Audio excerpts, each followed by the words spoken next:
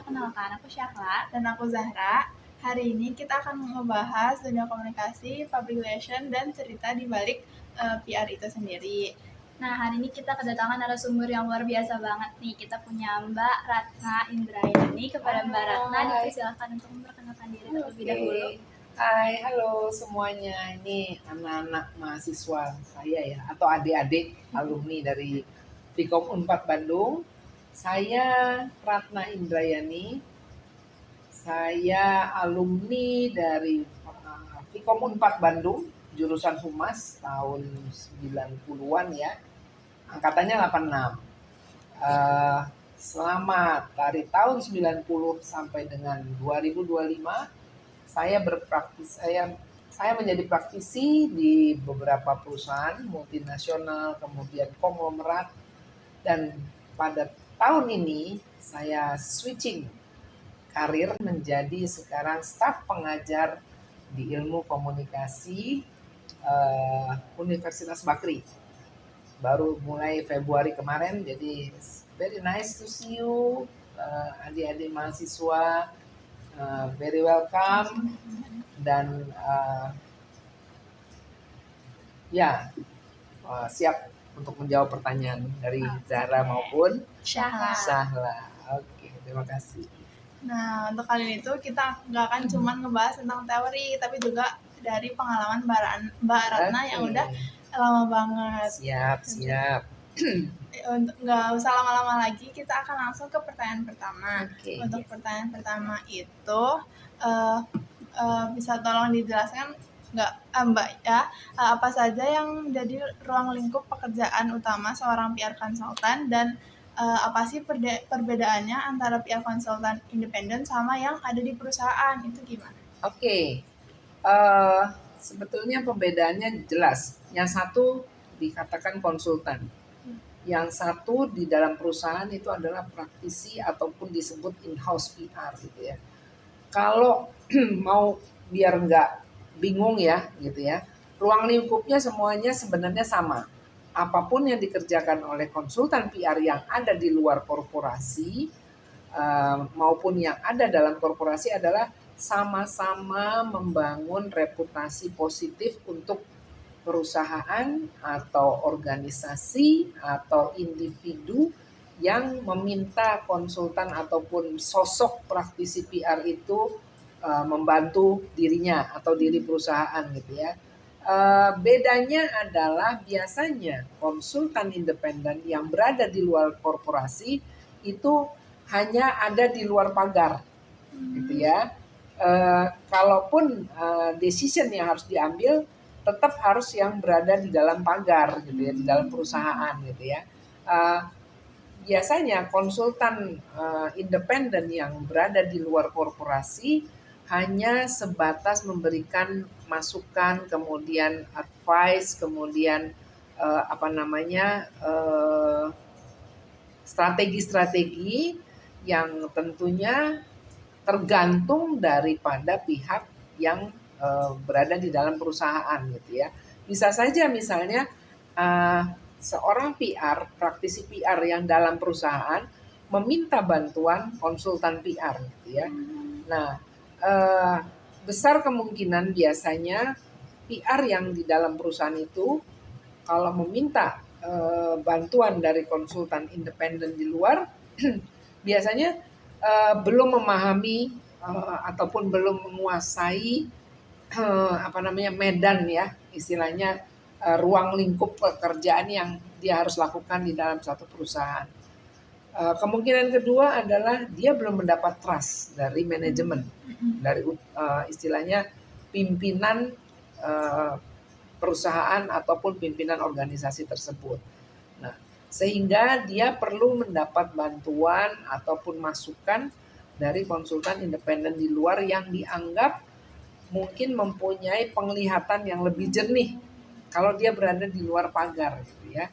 Nah, biasanya kalau misalnya praktisi PR sudah di dalam perusahaan, dia begitu banyaknya pekerjaan yang kadang-kadang praktisi tersebut tidak bisa memilah-milah, tidak bisa memberikan satu arahan kepada manajemen Akibatnya dia tenggelam gitu ya, bingung, sibukan, terus banyak masalah, belum nanti perusahaannya banyak masalah. Jadi kapasitas praktisi tersebut mungkin dianggap oleh jajaran direksi ataupun komisaris masih harus mendapat bantuan dari konsultan ternama di luar yang memang terbiasa atau pernah membantu atau mengerjakan pekerjaan yang dianggap direksi PR yang ada nggak bisa, atau memang nggak ada sama sekali fungsi PR-nya atau praktisinya. Posisi itu tidak di apa istilahnya, tidak dimiliki oleh satu perusahaan. Biasanya kadang-kadang HR ya, bagian HR yang menjabat gitu ya, atau bagian general umum, atau bagian kadang-kadang marketing, juga ada yang namanya marketing public relations gitu. Nah itu bisa rancunya di situ ya, tercampurnya. Tapi kalau yang pure ataupun murni betul-betul praktisi dalam satu perusahaan, harusnya dia menguasai semuanya. Karena kan teman-teman mungkin pernah belajar dalam teori bahwa PR ini adalah fungsinya kan taktis operasional, ya. Dia tidak membawahi departemen manapun, tetapi dia bertanggung jawab langsung ke CEO, pucuk pimpinan, gitu ya. Nah, yang dilakukan oleh PR adalah ya aspek komunikasi. Semua pekerjaan ataupun semua kegiatan operasional suatu perusahaan tidak lepas dari proses komunikasi, gitu ya. Sehingga kalau ada problem ataupun ada yang tidak jalan, biasanya tanggung jawab PR lah, gitu ya. Selama itu adalah masalah komunikasi, nah itu adalah menjadi ranah dan tanggung jawab dan ruang lingkup dari seorang praktisi PR, gitu ya, baik dia di luar ataupun di dalam. Mudah-mudahan jawab ya. Iya. Nah kan tadi ada perbedaan ya Mbak, PR konsultan sama PR dalam perusahaan itu. Nah, dalam menyusun strategi komunikasi sebagai konsultan independen PR konsultan, itu biasanya langkah awal apa yang Mbak Ratna lakukan? Oke, biasanya adalah risk management ya, risk analisis. Kita harus lihat akar masalahnya apa sih. Berarti pertamanya adalah research ya. Iya. Gitu ya. Kan ada namanya RACE ya. Dalam teori ada RACE. Research, Action, Communicating, Evaluation ya. Jadi sama antara teori dengan kejadian ataupun kegiatan sehari-hari sama. Kita jangan ujuk-ujuk, oh dia begini. Ternyata kita salah, gitu kan ya. Nah yang paling baik adalah, yang paling betul adalah yaitu tadi, kita meminta briefing kepada klien kalau dia konsultan independen. Kalau kita sebagai praktisi PR di dalam, ya kita mendengarkan masalahnya di mana, departemen mana gitu. Kemudian kita pelajari gitu ya. Kemudian kita tanya ke semuanya yang terkait dengan masalah itu. Dari situ baru kita temukan ini loh akar permasalahannya. Baru kemudian kita melangkah lebih jauh, strategi apa sih yang bisa kita lakukan untuk menyelesaikan masalah itu. Nah, yang paling utama yaitu tadi riset itu harus memulai ya. Karena kalau tanpa riset, kita besar kemungkinan ya salah langkah, salah strategi gitu ya. Malah jadi makin gede, makin meledak gitu ya. Nah umumnya banyak kesalahan yang ataupun kasus-kasus yang terjadi dalam satu perusahaan, baik itu pemongkokan ataupun krisis sumber daya manusia dan lain-lainnya, itu asal muasalnya yaitu komunikasi. Mau nggak mau kita orang komunikasi ya jangan main tabrak aja ya gitu ya. Oke, itu Berarti seorang PR itu harus sahabatan banget sama research nama. Betul. Dan bukan riset dalam arti kata gini, karena dulunya saya juga suka ya research ya. Sebenarnya kita juga jadi kepo itu adalah research. Ya, tetapi kepo yang seperti apa sih gitu. Jangan kita memasuki ranah pribadi misalnya ya. Kalau orang tersebut tidak cerita, ya janganlah gitu ya. Nah ini mungkin yang soft skill ya, yang harus dimiliki oleh kita kalau nanti mau terjun sebagai praktisi public relation ataupun corporate communication. Yang paling harus kita bina ya atau bangun dari diri kita sendiri, kalau saya tidak mau digitukan orang, berarti harusnya orang lain juga nggak mau. Sekarang cari tahu yang kita nggak mau digituin orang tuh yang mana sih, dan besar kemungkinan akan sama. Nah kalau begitu, gimana caranya kita menjadi istilahnya sumber curhat ya, gitu ya. Pertama gitu ya, curhat dalam arti kata semua pihak yang ada dalam satu perusahaan itu ataupun kita sebagai konsultan. Biasanya kalau konsultan independen pasti dia punya satu orang yang dia kenal dalam perusahaan itu. Apakah itu manajer, apakah itu direksi? Karena kalau tidak ada orang yang kenal gitu ya, nggak mungkin kita bisa masuk gitu. Kalaupun kita nggak punya orang, kita juga punya research yang mungkin mereka nggak sadar bahwa kita melihat dari luar adalah kamu tuh seperti ini gitu. Nah, mungkin tidak disadari karena kan sehari-hari sibuk dengan pekerjaan gitu. Nah jadi masing-masing ada kelebihannya, tetapi itu tadi kuncinya adalah bagaimana kita bisa membuat orang itu bercerita ke kita dan kita aware dan juga sensitif gitu. Ini ada yang nggak benar nih, ini ada yang nggak benar nih, gitu ya. Nah kalau kita sudah punya kemampuan sensing, gitu ya, merasakan, berintuisi tanpa menduga, tanpa menerka, tanpa asumsi. Nah itu karena PR itu jangan pernah berasumsi. Ya, itulah gunanya riset tadi kan, gitu. Karena hukumnya dosa besar gitu ya kalau PR itu berasumsi. Karena tidak selamanya asumsi kita adalah benar dan sama dengan yang diinginkan. Nah, kalaupun kita sudah punya data-data yang cukup gitu, kita juga tidak bisa langsung ini loh masalahnya. No. Fakta adalah ini. Gimana? Sama nggak penglihatan direksi dengan kita? Gitu ya. Betul. Karena yang sering terjadi adalah yaitu tadi PR-nya kayak sotoy ya gitu ya, atau ngerasa dirinya sudah lebih tahu daripada direksi gitu. Nah kalau ketemu direksinya yang apa sih, gua nggak begitu kok gitu kan, nah itu kita yang salah gitu. Harus semuanya berdasarkan fakta ya. Oke. Setelah Mbak Ratna berkecimpung selama berpuluh-puluh tahun di dunia PR, apa sih tantangan terbesar selama Mbak Ratna jadi PR independen ataupun saat Mbak Ratna menjadi PR perusahaan? Tantangan terbesarnya adalah kalau ketemu CEO ataupun direksi yang tidak pernah merasa bersalah, tidak merasa kondisinya itu sudah bahaya gitu. Tidak mau menerima kenyataan. Nah itu ya, apakah karena dia tidak trust dengan kita atau dia punya konflik interest gitu ya. Nah agak susah buat PR kalau dia sudah memihak satu pihak ya. Nah kuncinya adalah menjadi seorang praktisi komunikasi dalam satu perusahaan atau satu lembaga, jangan pernah memihak, tetapi memihak kepada fakta gitu ya. Nah gimana cara kita menyuguhkan atau menyajikan fakta itu sehingga dipercaya? Itu tadi, kalau bapak atau ibu tetap melakukan ini, akibatnya adalah ini tadi, risk analisisnya.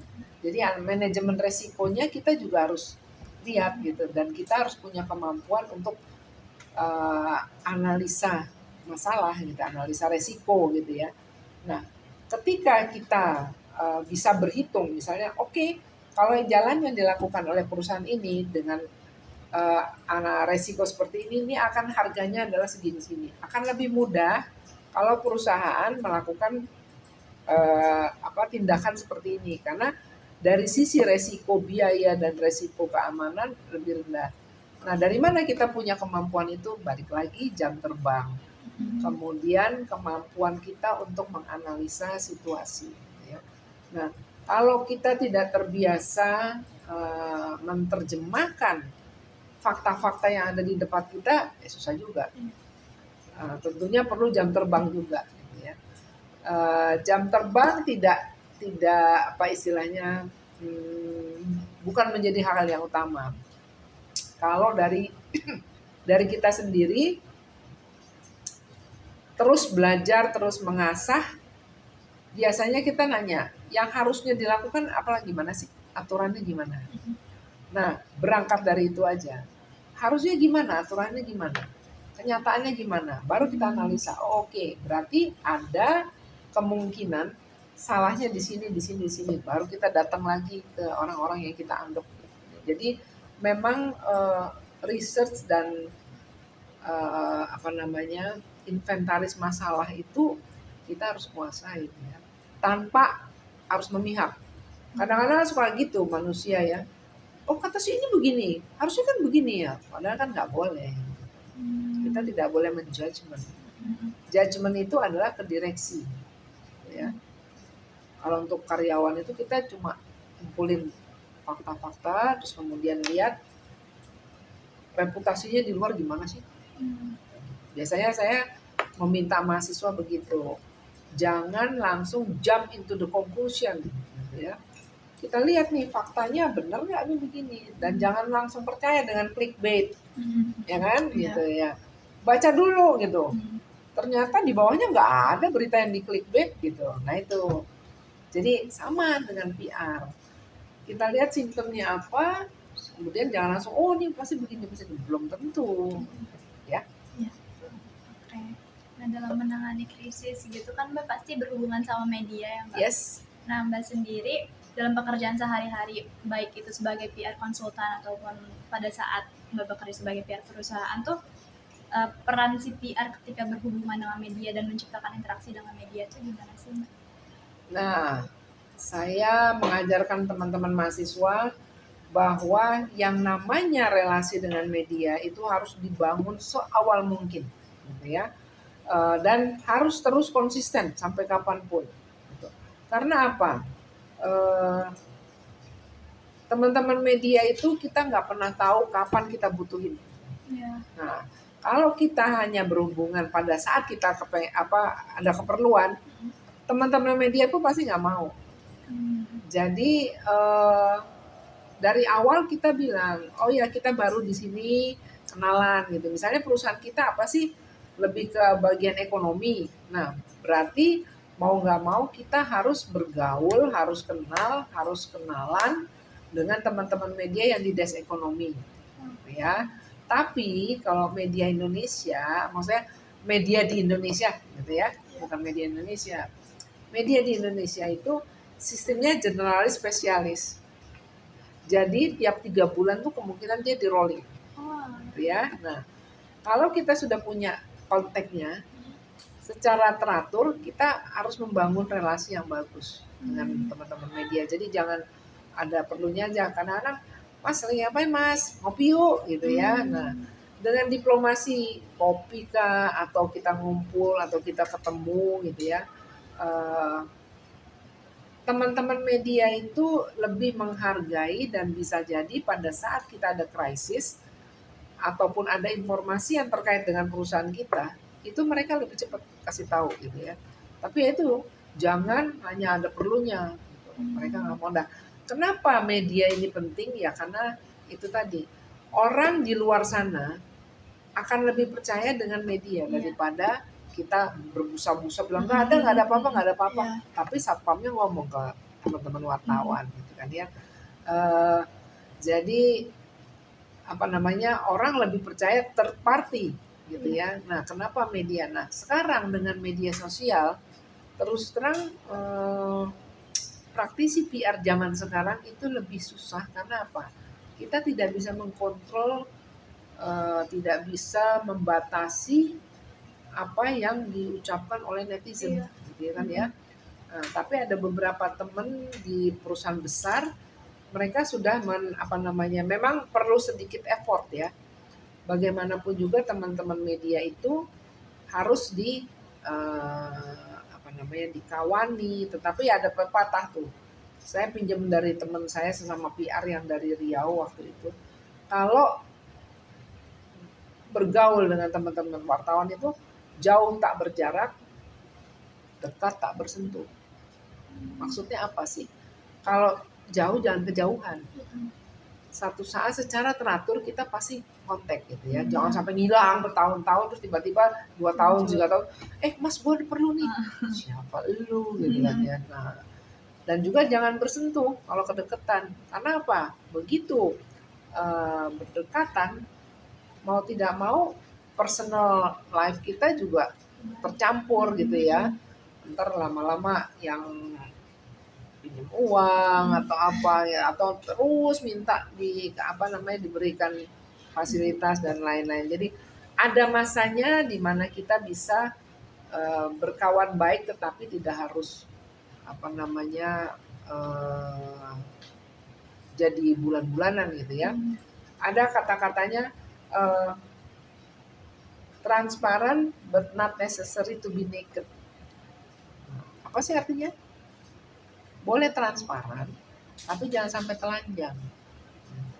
Karena apa? Begitu kita ditelanjangi, udah nggak ada lagi yang harus kita kita tutupin, karena semuanya sudah kebuka. Nah, ibaratnya gini, kalau dalam satu perusahaan krisis, kalau kita sampai terbuka betul-betul, kita nggak bisa tuh, agak sulit menyelesaikan krisis, karena kan proses-proses penanganan krisis kan ada yang konfidensialnya tinggi dulu. Sebelum dikeluarkan, kita analisa dulu, telaah dulu, bener nggak, boleh nggak, bisa dikeluarkan apa enggak. Apalagi terkait dengan kompetisi, kompetitor, bisnis competition. Nah itu ada hal-hal yang kita nggak bisa. Wartawan kan nanya, berapa salesnya? Nah, kita kan nggak bisa sembarangan. Kan belum tentu diukur. Nanti kompetitor, segitu, oke kita ini ya, kayak gitu. Berarti yang penting silaturahmi tapi jangan terlalu dekat aja gitu ya Mbak. Betul, dan itu dijaga terus ya secara konsisten ya. Sampai ada beberapa yang memang kita bisa berteman baik. Sampai pernah kalau pengalaman saya bisa tuker-tukeran baju anak. Karena waktu itu anak kita seumuran, terus anak saya cepet tingginya, jadi baju-baju yang kecil padahal masih bagus-bagus dipakai oleh saya berikan ya gitu ya, dan itu terima kasih sekali sampai akhir hayatnya dia respect ya gitu. Ya saya cukup sedih juga ketika dia meninggal ya. Itu. Ya, berarti untuk kunci utama untuk menjaga hubungan baik dengan media itu harus tetap silaturahmi walaupun kita belum ada urusan, tapi siapa tahu nanti di tahun depan atau beberapa tahun lagi kita bakal tetap ada urusan sama media. Ya, satu hal lagi, jangan pernah berbohong. Ya, lebih baik sampaikan sorry belum ada yang bisa disampaikan. Atau karena kita sedang menelaah, kita sedang mengkaji semua hal yang terjadi, boleh nggak saya dikasih waktu besok gitu. Kalau nggak bisa besok, ya sudah, nanti malam saya pernyataan tertulis bahwa ini yang bisa kita keluarkan. Jadi jangan kita bilang no comment ataupun nggak ada terjadi apa-apa kok, padahal kita ada terjadi. Lebih baik sorry belum bisa ngomong tapi nggak apa-apa, nanti tolong kasih waktu saya. Dan biasanya kalau kita sampaikan begitu dan kita dari awal sudah membangun relationship yang sehat, mereka tahu bahwa kita tidak berbohong. Nah, kedepannya mereka akan menolong kita malah. Mbak, ini aku dapat ini berita ini gimana sih? Oke, boleh nggak aku cek dulu ya ke dalam gitu ya. Oke, tapi nanti malam bisa ya. Oke. Nah, apapun yang kita bisa sampaikan, kita sampaikan. Kalau misalnya memang sorry belum bisa dikeluarkan karena embargo, tetapi baru sampaikan saja bahwa pihak manajemen ini sedang mengkaji ulang masalah yang terjadi. Nah itu keluar itu, seperti itu. Jadi kita yang mengatur teman-teman media, gitu ya, bahwa kita nggak bohongin, kita nggak mau. Nah kalau mereka kemudian ada kan kadang-kadang media yang nakal ya, keluar, kita langsung kita kirimin surat redaksi. Dia ngeluarin yang sesuatu yang nggak dari kita kok. Bahwa kita sampaikan, nah biasanya minta pertanyaan tertulis. Nah, kalau dia pertanyaan tertulis kita jawab seperti itu. Ada hal-hal yang tidak tertulis di sini, kita bisa mengirimkan surat klarifikasi pertama, kemudian surat keberatan. Kalau memang masih nakal juga kita tuntut supaya somasi. Dulu perusahaan tempat saya kerja sempat mensomasi dan kita menang di pengadilan. Karena memang waktu itu medianya cukup besar ya, gitu ya, melakukan kesalahan yang fatal dan kan ada itu tadi bahwa kalau pihak perusahaan belum mau, gitu, tidak mengeluarkan pernyataan seperti itu, dapat dari mana? Nah itu kita bisa tuntut. Sekarang mungkin teman-teman media nasional lebih ini ya, yang lebih tertib ya. Cuma yang nggak susah diatur tuh kan ya itu tadi media sosial ya. Karena kita bingung siapa ini. Paling pegang ekornya, pegang kepalanya gitu kan ya. Tapi apakah kasus yang ada di perusahaan Mbak Ratna yang tadi itu si jurnalisnya apakah Mbak Ratna kenal atau kok Kenal baik? Kenal baik. Iya, tapi terus kita ke pengadilan. Dan sekarang memimpin perusahaan media cukup bagus. Nggak usah disebutin namanya. Tapi kita tetap berteman baik. Jadi gimana pun juga gini, kita selalu sampaikan sepakat untuk tidak sepakat. Gitu, ya. Ada masalah yang dimana kalau kita memang berbeda nggak apa-apa, nggak ada masalah. Nah kan pasti selama Mbak Ratna 30 tahun lebih nih pengalaman sebagai PR dan berhubungan sama media, mau itu teman baik ataupun bukan, kan pasti ada kendalanya gitu ya Mbak. Nah biasanya paling sering muncul nih waktu saat Mbak Ratna dealing sama media itu apa sih Mbak? Kendalanya kadang-kadang kompetensi ya, kompetensi media. Bagaimanapun juga teman-teman jurnalis ada yang masih junior. Kadang-kadang kita kalau meminta yang senior yang datang, sorry, boleh kirim orang katanya gitu. Nah, untuk menghindari itu, saya selalu biasanya menyiapkan press release yang memang teman-teman wartawan udah nggak usah nyari kemana-mana, ya. Jadi press release-nya 1 lembar. Tetapi ada hal-hal lain yang kita merasa perlu supply ke media, adalah kita masukkan ke dalam fact sheet. Jadi mungkin teman-teman pernah dengar namanya fact sheet. Apa sih itu fact sheet? Nah, fact sheet itu adalah informasi-informasi penting lainnya terkait dengan perusahaan ataupun terkait dengan isu atau topik yang kita mau sampaikan ke teman-teman media, tetapi tidak terlalu penting untuk dimasukkan dalam press release gitu ya. Jadi kalau enggak terlalu banyak press release, kan press release yang baik itu hanya 1 halaman. Nah, gunanya fact sheet itu apa? Kalau ada teman-teman media yang menulis tidak ada dalam press release, tidak ada dalam fact sheet, nah itu tadi kita langsung kode etik persnya itu gimana? Kita bisa tuntut berat gitu ya.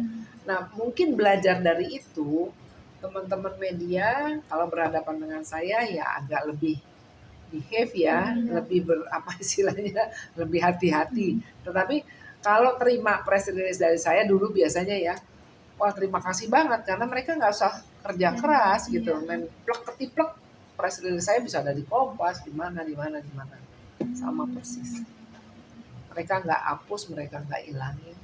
Paling kalau Kompas nambahin lagi, tapi data-data yang diambil adalah yang sudah kita sediakan di fact sheet. Nah, kuncinya itu tadi, apa yang mau kita sampaikan ke media harus kita ngatur.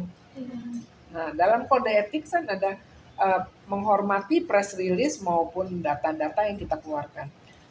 Kalau misalnya terjadi wartawan menulis data yang tidak ada dalam sini, resikonya di dia. Kita bisa keberatan, bisa konfirmasi, bisa somasi. Win-win solution berarti. Ya, enggak win-win solution ya, bukan. Kadang juga ada yang media yang nggak mau memuat. Nggak masalah, karena ternyata ya itu tadi mereka nggak dapat uang konsultasi misalnya ya, tapi itu media yang ya kita bisa tahu lah ya, yang tidak tidak top 10 gitu ya. Tapi ya itu, kita menghormati. Kalau memang terlalu sering wartawan itu datang tapi nggak pernah memberitakan, ya kita tanya juga gitu ya. Surat resmi aja gitu. Sekalian dia kaget kan gitu ya. Karena apa? Kita kan komplainnya ke Pemretnya. Tapi kita tidak boleh membedakan perlakuan reporter, Pemret, kemudian redaktur, itu kita sama semuanya. Tetapi tentunya kalau yang Pemret kita lebih lama ya, itu ya istilahnya, pertemanannya juga udah lebih dalam daripada reporter gitu ya. Dan juga jangan gua kenal Pemret lo gitu, enggak juga gitu ya. Mereka pokoknya tahu bahwa kita kenal dengan pimpinannya mereka, kemudian materi yang diberikan juga sudah mencukupi semuanya. Kalau misalnya ada hal-hal yang kurang, paling ya duit ya gitu ya. Ada perusahaan yang punya kebijakan tidak memberikan uang, tetapi misalnya memberikan door prize ataupun souvenir gitu ya. Ada yang memang teman-teman wartawan mengharapkan uang itu gitu. Nah kadang-kadang suka itu tadi kendalanya, kita tuh kayak transaksi ya gitu ya. Nah itu yang saya kadang-kadang suka bilang, sorry, kalaupun nanti Mas atau Mbak mau begitu, tunjukin aja dulu tulisannya, saya pasti akan sediakan. Nah, mungkin belajar dari situ mereka tahu, oh ya kalau berdealing ataupun berhubungan dengan Bu Ratna, ya harus ada beritanya dulu lah gitu. Kecuali news value saya nggak ada. Nah, kalau kita ngadain kegiatan, kita juga harus tahu kebutuhan mereka. Kegiatan kita ini ada news value-nya nggak? Kalau nggak ada, ya udah kita pesen iklan aja. Ya kan? Bayar. Advertorial. Banyak yang teman-teman nggak paham ini ya. Jadi udah nggak ada news value-nya, tapi maksa dimuat, makanya bayar gitu ya. Bayarnya kan nggak long lasting. Nah ini Mas Ilham, nanti mungkin pada nanya masalah radio. Wah. Berarti untuk Mbak Ratna memastikan pesan yang dipublikasikan oleh jurnalis dan media itu sama, Mbak Ratna selalu menyiapkan fact sheet. Ya, fact sheet dan press release. Dan nggak mudah ya untuk bisa press release kita itu dimuat as if memang news value-nya harus bagus. Nah, yang perlu dipelajari adalah gimana caranya kita sebagai praktisi PR bisa lihat dari angle yang mana pemberitaan event kita ini menjadi news value juga buat teman-teman media. Skill itu yang harus. Nah berarti kalau menurut Mbak Ratna sendiri nih, kalau misalnya mendorong media untuk meliput suatu event dan bikin media itu tertarik sama event kita untuk meliput event kita tuh ada taktik sendiri nggak ya Mbak? Pasti. Jadi kita juga harus kayak IO ya dalam satu perusahaan ya. Nah mungkin skills untuk bisa mengemas, menjual, itu tantangan sendiri ya, gitu ya. Balik lagi kepada gimana kita mendidik kita, kemudian mencoba put our shoes in their shoes, gitu ya. Kalau misalnya event kita ini pengen dimuat di media, kira-kira dari media yang dipengenin apa sih, angle-nya kayak apa sih, gitu ya. Jadi kalau hanya seremonial biasa, orang juga banyak gitu ya. Jadi waktu zamannya saya, Kompas selalu bilang, Mbak, kita tuh sehari bisa 300-600 press release yang kita terima. So, what makes your release itu bisa kita pitching, kita bisa tangkap. Nah, kita harus bisa pintar-pintar mengemas apa sih sisi uniknya gitu ya. Kalau misalnya hanya ekspor, kalau perdana, semua orang juga bisa. Nah, itu kreativitas kita. Makanya kan PR itu art. Ya. Nah, yang susahnya makanya jarang lulusan PR jadi PR karena itu tadi tidak bisa melihat angle yang mana sih. Gitu ya. Jadi kalau misalnya kita terbiasa menganalisa kemudian kayaknya nggak enak ya kalau begini. supaya enak gimana ya? Oh. Nah, contohnya saya bikin proposal gitu ya untuk misleading information gitu ya dari sisi teknologi pangan, keamanan pangan. Orang-orang yang di teknologi pangan melihatnya adalah ilmunya ataupun prosesnya. Saya bilang, kalau saya jual itu nggak laku, teman-teman media nggak buy-in. Jadi gimana dong Mbak? Oke, orang-orang banyak yang nggak tahu bahwa iklim kita itu bisa menyebabkan pangan itu rusak. Banyak yang bilang pakai pengawet bisa itu, tapi tidak menjelaskan secara kebutuhan. Orang akan melihat kalau itu sesuai dengan kebutuhannya dia. Jadi kita sampaikan aja bahwa iklim di Indonesia, kemudian kebiasaan gaya hidup kita itu menentukan produk pangan yang akan kita pilih. Gimana supaya produk pangan aman? Ya itu tadi, kalau pakai pengawet, kenapa sih harus pakai pengawet? Karena kalau kita nggak habis, produk itu masih bisa kita taruh di luar kulkas. Tapi kalau dia nggak pakai pengawet, harus begitu belum habis, harus masukin di kulkas. Kenapa? Karena banyak bakteri di alam ini. Oh oke. Nah itu perbedaan orang teknikal dengan orang komunikasi. Gitu ya. Jadi yang saya sampaikan nanti ke teman-teman, ke masyarakat, ke teman-teman media, loh kita ini bisa mati dari produk pangan yang kita makan. Keracunan di mana-mana, MBG. Kenapa? Gitu kan? Ya, karena ketidaktahuan. Nanti disampaikan, untuk memilih satu produk pangan, harus lihat tuh, harus jadi konsumen yang bijak. Lihat ininya, produk pangannya ini apa, harus terdaftar dalam BPOM. Kenapa harus terdaftar dalam BPOM? Karena kalau sudah dapat izin edar dari BPOM, produk pangan itu boleh beredar, boleh dibeli. Kalau enggak, itu jangan dibeli. Karena apa? Masih produk ilegal dan kita nggak tahu ingredientsnya apa, kayak gitu-gitu. Jadi hal-hal yang memang touchy kepada kebutuhan masyarakat. Itu yang kadang-kadang teman-teman media nggak bisa lihat itu. Jadi ketika dikasih rilis oleh orang-orang yang teknik, bukan orang komunikasi, dilempar aja. Karena saya pun baca, ini maksudnya apa sih? Ini maksudnya apa sih? Saya bilang langsung, ini pasti rilisnya dapetnya dari orang-orang teknologi pangan. Iya Bu, ya udah. Saya rubah ya. Begitu dirubah, teman-teman media, oh itu maksudnya. So, keahlian kita ya. Berarti beda ya hasilnya? Hasilnya beda, jelas beda.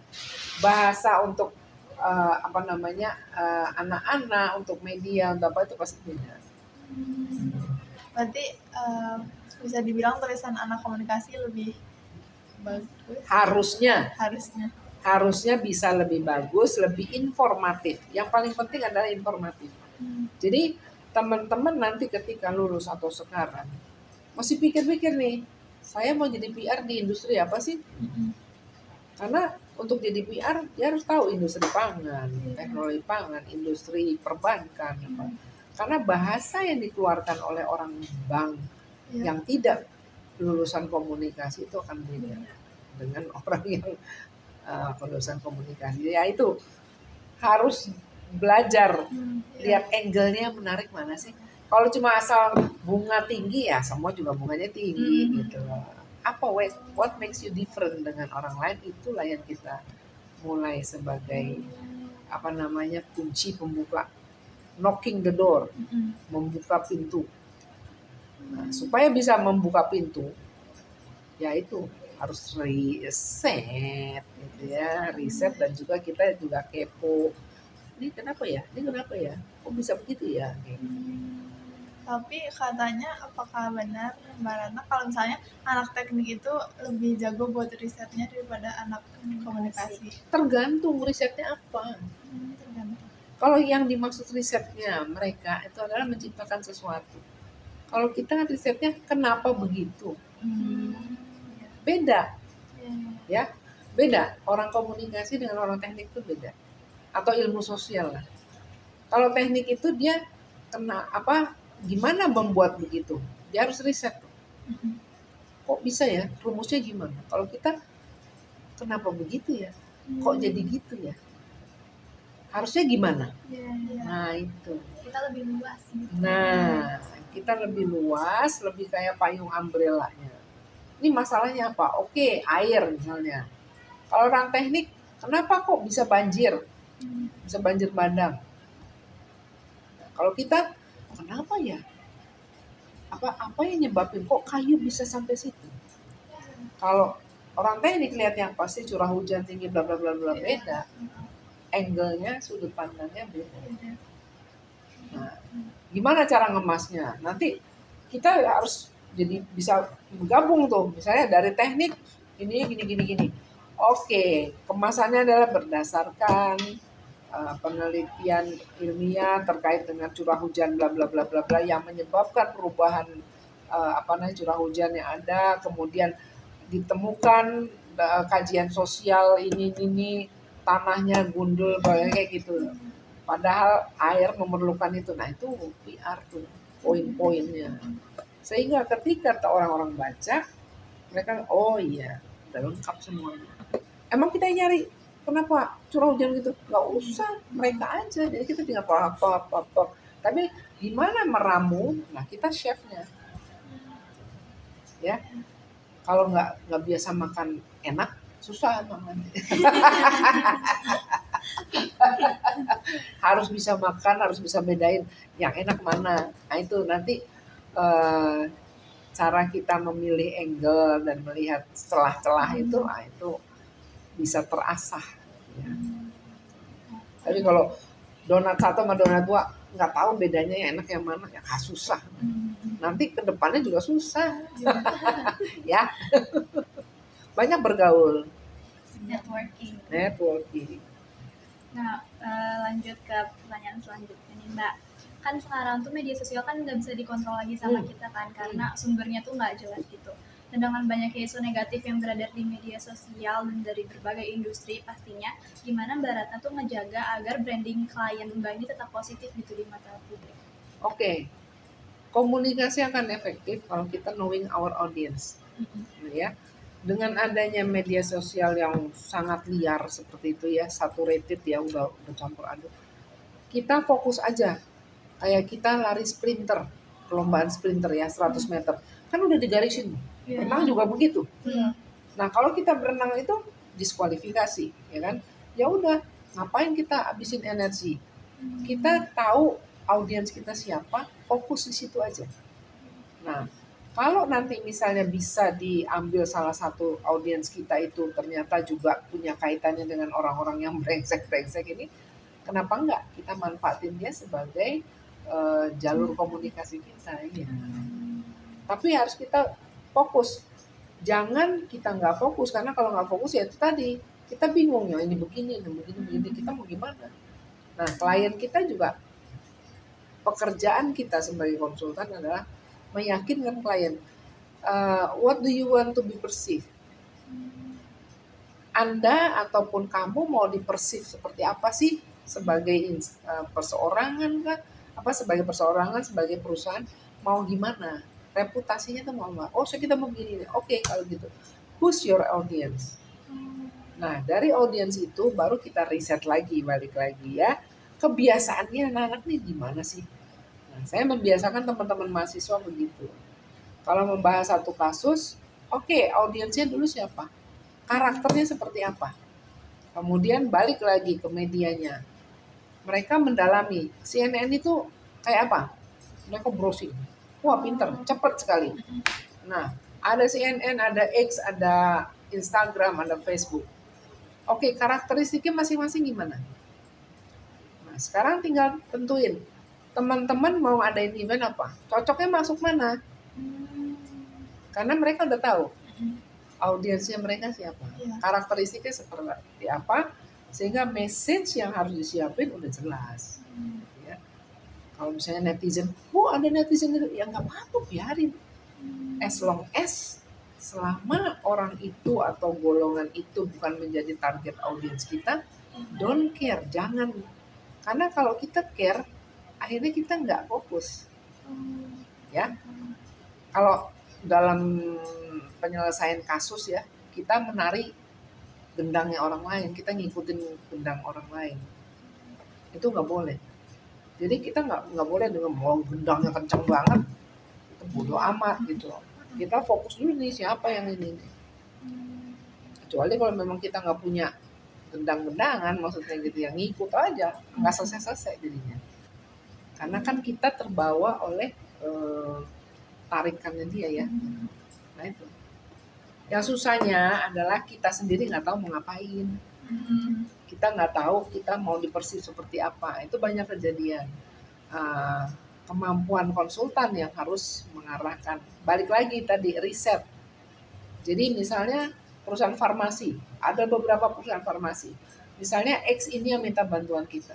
Kita lihat kompetitornya dia siapa sih? Apa yang dilakukan kompetitornya? Sekali lagi balik lagi tetap riset. Ya, itu baru kita tawarkan alternatif. Oke, nih kompetitor kamu ngalamin ini, kamu mau ngerjain yang sama dengan kompetitor? No, nggak mau. Oke, kita punya ini. Balik lagi art ya. Iya. Makanya bolak-balik saya bilang sama mahasiswa, PR itu art. Ilmu cross border. Kenapa cross border? Karena harus tahu hukum, harus tahu psikologi, harus tahu environment. Segalanya ini semua, meskipun dikit-dikit aja di kulit-kulitnya aja. Kalau kita nggak punya wawasan itu, udah habis deh. Nggak kreatif jadinya. Akhirnya ke bawah. Begini, wah pusing. Nggak ada satu titik fokus. Nah, ya. Nah ya, dapat ya. Dapat. Terus saat Mbak Ratna menangani suatu kasus klien, terus gimana sih cara Mbak Ratna untuk meyakinkan jurnalis kalau berita si klien ini tuh layak dinaikkan ke media gitu? Oke, balik lagi, pertemanan kita bagus nggak? Yang kedua, kita berhasil nggak meyakinkan klien bahwa berita lu tuh harus news value. Nah, selama ada news value, teman-teman wartawan pasti duluan. Nggak usah dibayar, nggak usah apa, dia pasti mau. Pasti datang duluan. Pasti datang. Tapi kalaupun nggak bisa datang, jangan marah. Ya berarti kan ada sesuatu yang kita nggak menarik buat mereka. Iya. Gimana caranya? Ya kita bikin rilis saja. Nah baru kita optimalisasi di news rilis. Tapi jujur aja saya jarang ya apa seperti itu gitu ya. Karena itu tadi kita dari awal ya sudah lihat, sudah kita kemas gitu ya. Dan kita harus yakinkan kepada klien. Kalau lu maunya begini nggak bakalan diterima sama teman wartawan. Iya. Ada kalanya memang produknya dia nggak menarik, nggak ada news value-nya, mau nggak mau kita harus yakinkan klien, lu advertorial dulu. Nanti baru gue bilang sama teman-teman wartawan, ghostwriting, ada lagi produknya ghostwriting. Apa itu ghostwriting? Teman-teman media disuruh menulis satu dari sudut isu satu, tapi berbagai macam angle kita yang nyiapin. Nah biasanya justru ini yang banyak dipilih oleh klien, dan menguntungkan teman-teman media karena mereka dapat uang. Jadi seolah-olah mereka menulis artikel tertentu, temanya bagus, padahal semua yang supply kita. Gitu. Mereka tinggal nulis aja deh gitu deh namanya. Gitu. Dapat uang lagi dari kita, bukan advertorial. Karena kita yakinkan ke teman-teman media, kalau lu advertorial, lu nggak dapat apa-apa. Tapi gue juga nggak dapat apa-apa, gengsinya nggak ada. Mau nggak ghostwriting? Maksudnya gimana? Oke, kita tulis gini. Menurut lu pasti tertarik nggak? Oh iya. Gua kasih duit. Nah seneng. Nah sekarang pekerjaan teman-teman media kebanyakan begitu. Karena kan iklan udah susah. Dan perusahaan-perusahaan juga masih perlu bentuknya artikel ya, kalau kebijakan apa segala.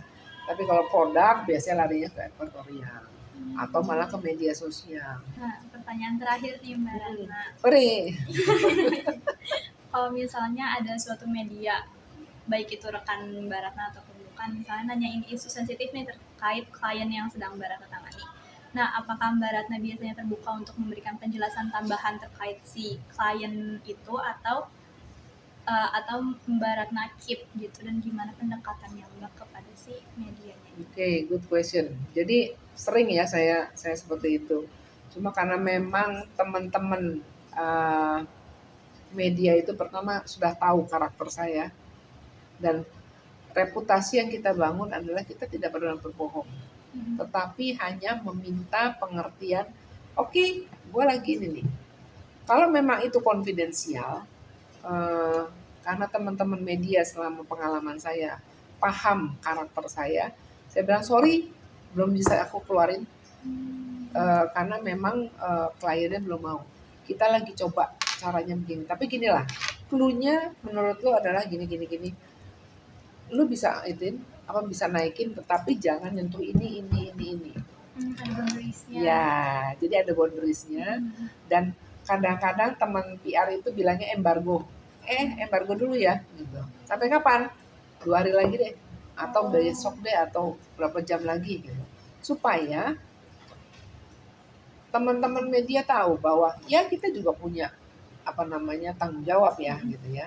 Tapi kan dia juga punya tanggung jawab. Kita juga tahu tanggung jawab media, tetapi saling menghormati. Dan biasanya kalau sudah memang transparan tapi nggak naked gitu ya, itu saya selalu bilang sorry, ini sebenarnya nggak boleh keluar, tapi nanti gua akan keluarin kalau lu gini. Oke. Nah, yang kasus yang sampai ke pengadilan ya karena itu tadi media tersebut mencederai ya, gitu ya. Saya bilang jangan dimuat. Akhirnya kita tuntut. Kalah dia berapa miliar.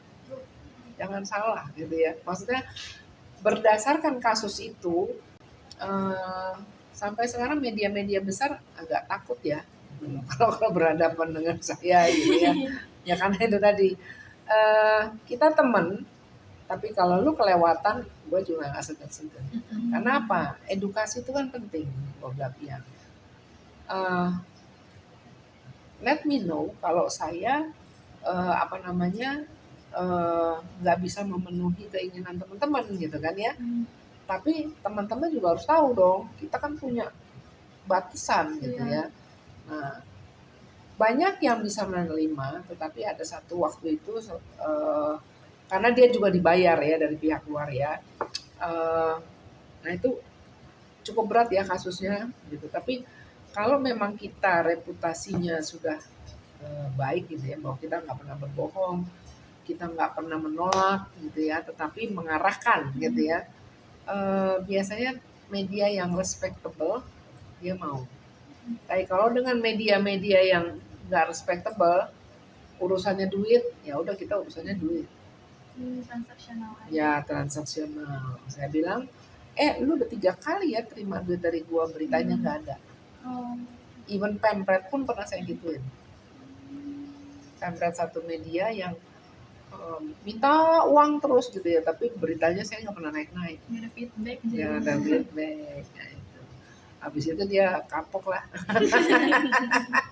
Berarti udah nggak pernah ini lagi minta berita dan minta ngasih malu aja dia. Nggak pada posisi itu juga. Tapi ya teman-teman saya sekarang udah banyak yang pensiun, gitu ya. Makanya kalaupun saya diminta lagi untuk ngurus media, ya saya biasanya sekarang ini minta bantuan satu koordinator, dialah yang untuk distribusi. Dan itu biasanya lebih efektif. Karena dia tahu saya maunya media yang mana. Kita udah berteman hampir 20 tahun ya. Dan sekarang yang tua-tua itu masih bisa, gitu. Maksudnya punya barisan. Biarin aja dia yang repot ya, kita nggak usah. Berarti harus sebagai PR tuh harus komunikasi ke kliennya dulu, terus komunikasi juga ke medianya. Betul. Okay. Ya klien kita kan kalau misalnya kita di internal ya, internal kita direksi, komisaris, manajer yang lain, gitu ya. Kalau di konsultan, kalau di klien ya udah, kliennya dia kan juga harus ngomong ke dalam. Oke, karena tadi udah Jelas ya. jelas banget, makasih Mbak Ratna. Karena tadi merupakan pertanyaan terakhir, terima kasih banyak Mbak Ratna atas Sama-sama. waktu dan insight-nya, benar-benar menggambarkan banget PR di lapangannya tuh kayak gimana. Jadi Ya. kita udah kebayang Iya. susahnya gimana Susah dan ya. Jadi jangan jangan main-main. Nah, berarti sekian aja guys obrolan aku, Jaju, dan Mbak Ratna pada hari ini. Semoga apa yang tadi Mbak Ratna sudah sampaikan bisa menjadi insight bagi kalian semua. Terima kasih. Terima kasih. Semangat. Ya.